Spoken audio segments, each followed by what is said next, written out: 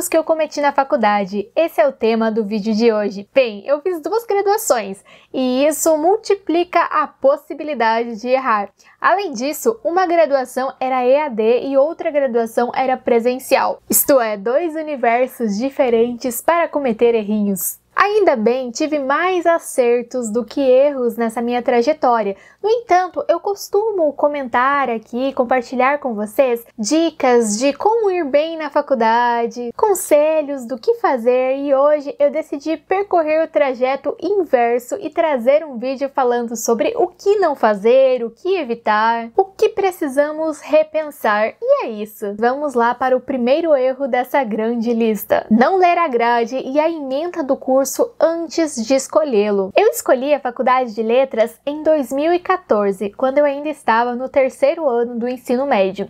E eu venho de uma cidade bem pequena. A porcentagem de alunos que saía do ensino médio direto para a faculdade, na minha cidade, naquele tempo, era baixíssima. A EAD também não estava em alta, não havia uma grande divulgação de informações na internet ainda. Eu nem sabia que tinha essa possibilidade de descobrir esse tipo de coisa na internet. E aí eu realmente acabei descobrindo quais matérias eu teria quando as aulas começaram. Para mim, isso não foi assim um grande erro, mas poderia ter sido, vou explicar.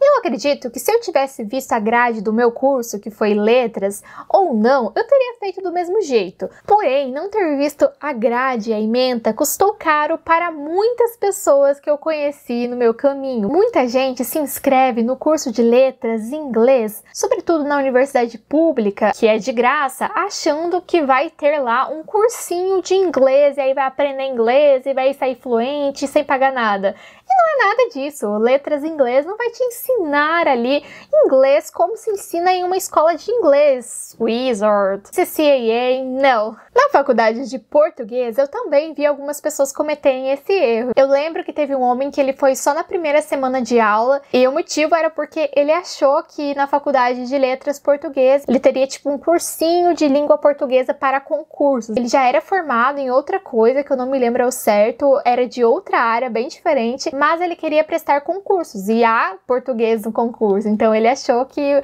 letras português o ajudaria nesse sentido, mas de forma alguma. O segundo erro foi ter feito poucos contatos com alunos de outras turmas, de outras salas, e me refiro aos veteranos. Eu tive vários amigos veteranos, mas quando eu já estava no 2º ano, no 1º ano eu realmente não conheci muita gente, e eu não busquei conhecer alunos do 2º, 3º, 4º ano quando eu estava no 1º, fiquei muito focada ali naquele meu mundinho, mas eu deveria ter ido atrás desses alunos veteranos, pedido informações para eles. Isso teria evitado muito estresse. Por quê? Porque há coisas que você não vai encontrar nos editais da universidade. Como assim, Tainara? Vamos lá. No meu 1º ano, depois de eu não ter lido a grade do curso lá quando eu estava no ensino médio, parece que uma ficha caiu e eu comecei a fuçar o site da universidade, ficava sempre de olho nos murais, nas publicações e tudo mais. No entanto, me faltou essa compreensão de pesquisar sobre a universidade fora da internet, fora daquele campo burocrático, fora daquelas descrições bonitinhas, sabe? Realmente ir ali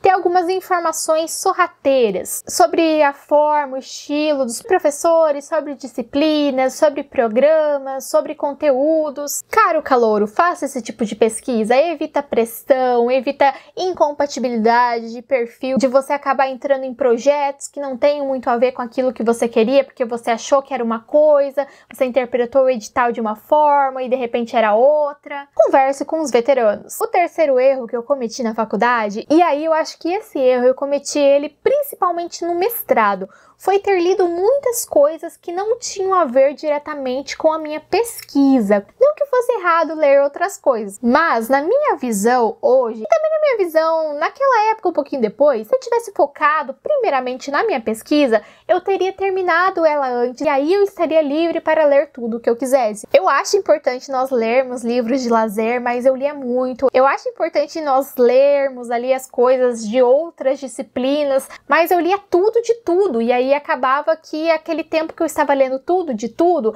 eu poderia ter lido um pouquinho de cada coisa e lido mais coisas da minha pesquisa. Aí eu teria terminado aquilo antes, estaria livre, mais tranquila. Eu terminei bem dentro do prazo, eu tinha até março para terminar, terminei até fevereiro. Inclusive terminei minha pesquisa de mestrado em uma semana e na outra já entrei para o doutorado, mas eu acredito que dava para ter sido ainda mais tranquilo. O quarto erro que eu cometi foi que eu sempre estava ansiosa demais para tudo. Por um lado, isso foi bom, sabe? Porque isso me trouxe muitas coisas bem significativas, muitas conquistas, porque eu estava o tempo todo preocupada com o que eu ia fazer, planejando, trilhando meus passos. Então me ajudou a conquistar muita coisa. Mas eu deixei de curtir muitos momentos, sabe? Então quando eu estava no início da minha graduação, eu ficava o tempo todo pensando em entrar em um IC, e aí quando eu entrei em um IC eu já comecei a pensar o que eu vou fazer no meu TCC, e aí eu já estava com o TCC encaminhado, já estava pensando no mestrado o tempo inteiro. Então era lá o início do meu quarto ano, eu já estava lendo vários editais de mestrado.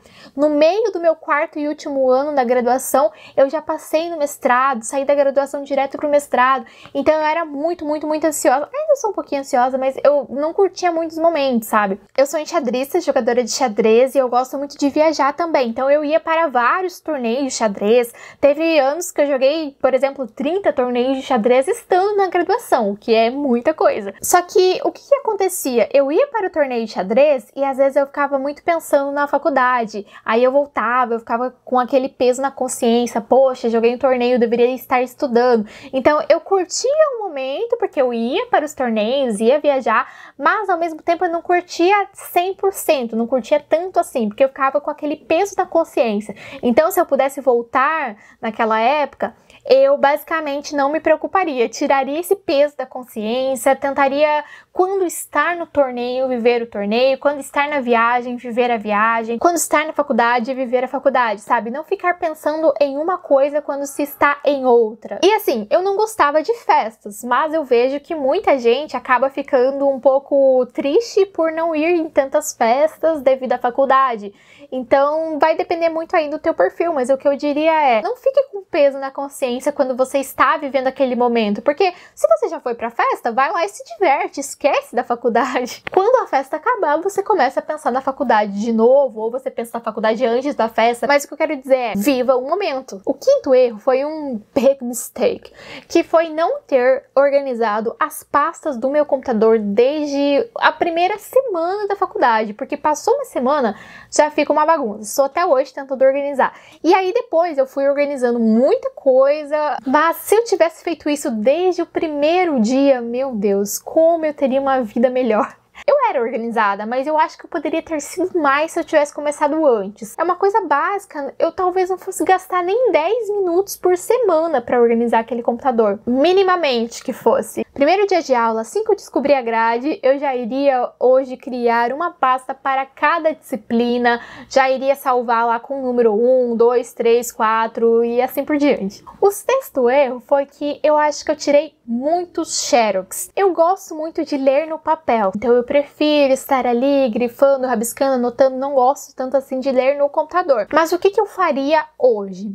Eu tiraria xerox daquele tipo de conteúdo que eu gosto mais, que eu sei que eu vou usar no futuro. Há algumas disciplinas no curso que você não vai utilizar no futuro na tua carreira. Não que elas não são importantes para o curso, mas que são disciplinas que não vão te ajudar diretamente na área específica do curso que você escolheu seguir. E aí eu tirava xerox de tudo. Então hoje, daquelas disciplinas, eu não tiraria xerox de nada. Leria tudo no PDF e tiraria xerox realmente somente daquilo que eu acredito que eu vou usar no futuro. Já joguei muita coisa, ainda estou jogando muita coisa até hoje, mas muitas coisas que eu acho que eu vou usar no futuro, eu encadernei, separei tudo por área certinho e montei um livrinho ali, uma apostila. Acho que essa parte foi muito legal, mas eu acho que é sempre bom tentar ser um pouquinho mais minimalista. O sétimo erro que eu cometi foi não começar a montar a minha biblioteca desde muito cedo. Como assim? Há alguns livros do nosso curso que eles são fundamentais para o curso. E aí é legal que você adquira pelo menos esses livros se você tiver condição. Só que eu sempre fui muito mão de vaca. Então se era muito caro e o e-book estava ali mais tranquilo, ia no e-book. Às vezes pegava no sebo um livro caindo aos pedaços, sabe? Realmente totalmente destruído, uma edição horrível, só para economizar, para não gastar dinheiro naquilo. Só que eu ia lá e comprava outros livros que não tinham muito a ver, às vezes. Ou seja, eu poderia ter repensado meus investimentos de livros. E eu comecei a ter essa ideia de que eu preciso ter aquela biblioteca fundamental do meu curso quando eu já estava no segundo ano. E aí, para eu comprar todos os meus livros do primeiro e mais os do segundo juntos de uma vez só, já ia sair muito caro, né? Então, se eu tivesse comprado lá desde o primeiro ano, ia montando aos poucos, realmente. Hoje, a maioria daqueles livros eu já tenho na estante, comprei um tempo depois, mas foi algo que eu me arrependi na época, de não ter ido comprando um por vez, porque aí também eu poderia aproveitar e fazer as minhas anotações nele durante a aula, sabe? Hoje tem muitos livros aqui na estante, mas que não tem as minhas anotações daquela época, que eu fiz de repente um e-book que se perdeu, um Xerox que se perdeu. O oitavo erro que eu cometi na faculdade foi não ter aproveitado os cursos gratuitos que a minha universidade oferecia. Na universidade pública, eles têm vários cursos de idiomas, e eu fiz o de inglês quando eu estava no início da graduação. Depois, quando eu já estava no mestrado, eu pensei em aprender francês. Só que eu já tinha essa vontadezinha de aprender francês quando eu estava lá na graduação, mas pensei, não, agora não, deixa pra depois. Só que o curso estava lá, era um valor assim simbólico, eu acho que era 50, 60 reais por mês, o que é extremamente barato se nós compararmos com os cursos de escolas tradicionais, e assim, não aproveitei a oportunidade. E hoje eu me arrependo, poderia estar falando francês aí fluentemente também. Eu falo inglês, mas uma língua estrangeira a mais nunca é demais. E aí eu acho que esse erro vai parecer agora um pouco controverso, mas eu vou explicar. Que foi ter ido a muitos eventos exclusivamente pelas horas complementares. Então eu ia para muitos eventos que davam certificado para eu ter aquela minha carga horária lotada, só que no fim isso não adiantava assim de tanta coisa. No sentido de conhecimento, havia muitos eventos que não agregavam de fato ali para a minha formação, e no sentido da carga horária eu realmente não precisava mais de carga horária, era totalmente um extra, porque eu já tinha extrapolado as minhas horas necessárias há muito tempo. Então se fosse hoje, eu não iria a tantos eventos que não tinham a ver com o meu curso e que eu ia apenas pela carga horária, e iria gastar esse tempo em cursos que de repente não valeriam ali muito para o meu currículo, no sentido de uma pontuação, porque naquela época eu pensava só em pontuação para passar no mestrado, e que depois nem foi muito preciso, e iria fazer cursos que eram realmente do meu interesse. E por fim, o 10º e último erro que eu cometi foi ter restringido o meu conhecimento a mim mesma, porque eu achava que ele não era o bastante para que eu compartilhasse. Como assim? Desde quando eu estava lá no meio da graduação de letras, mais ou menos, eu tinha vontade de criar um Instagram com dicas, de compartilhar mais o meu dia a dia na faculdade, criar um canal no YouTube, só que eu nunca fiz isso, porque eu achava que eu não tinha um conhecimento tão grande ainda para fazer isso, sabe? Ficava esperando o momento de eu achar que eu tinha um conhecimento muito solidificado para fazer isso. Só que, na verdade, eu já tinha um conhecimento sim. Eu estava vivendo um processo de aprendizagem e eu poderia ir compartilhando esse processo. Quando eu aprendesse alguma coisa nova, eu poderia compartilhar. Poderia trazer minha rotina de estudos, que era bem interessante, os meus métodos de estudo. Havia muita coisa legal para eu publicar, para eu trazer, e eu simplesmente deixei para lá, porque eu achava que isso não era bom o suficiente. Já quando eu passei no processo seletivo de mestrado, aí eu decidi criar um canal. Só que aí o YouTube já estava um pouco saturado também. Além de que quando eu entrei no mestrado, eu pensei, não, agora eu tenho um conhecimento legal para compartilhar aí. E aí, mesmo assim, eu estando no mestrado, teve uma professora que sabia que eu tinha começado a criar conteúdo na internet, e aí na sala de aula ela falou algo tipo assim, porque hoje em dia qualquer um acha que está apto para falar de literatura na internet. E assim, eu já tinha frequentado várias aulas dela antes de eu começar a criar conteúdo, e ela nunca mencionou o assunto. Então por que ela mencionou justamente na aula que eu estava naquele momento? Entendem? Assim, 90% dos professores que eu tive foram incríveis, muitos me incentivaram. A primeira parceria que eu fiz foi com a Companhia das Letras e foi foi uma sugestão de uma professora minha, que era uma professora ótima, que me mandou mensagem no Instagram falando: Tainara, se inscreve aqui, me mandou um link, disse: olha, se inscreve que vai dar certo. E aí eu me inscrevi, passei, fiquei extremamente feliz. Teve um professor que elogiou o ato da divulgação da literatura que eu estava fazendo. Então eu tive professores assim incríveis, mas nós, criadores de conteúdo literário aqui na internet, sempre vamos enfrentar a resistência de um ou outro professor que tem aquele pensamento atrasado de que o conhecimento fica fechado ali na universidade para um grupo de intelectuais. Então, se eu pudesse voltar naquela época, teria ignorado o que essa professora falou, teria continuado postando mais vídeos, e é isso. Especialmente porque naquele tempo eu havia passado em 2 processos seletivos de mestrado, eu ainda estava na graduação, e quando eu fui participar desses processos seletivos, eu pesquisava na internet dicas, e eu não achei dicas assim tão boas no YouTube naquela época, porque era uma época que o pessoal da universidade não criava tanto conteúdo assim. E depois eu fui estudando por conta e fui fazendo os processos seletivos, passei em primeiro lugar em um processo seletivo de mestrado, passei em segundo no outro, consegui bolsa de mestrado, então eu adquiri um conhecimento nesse processo.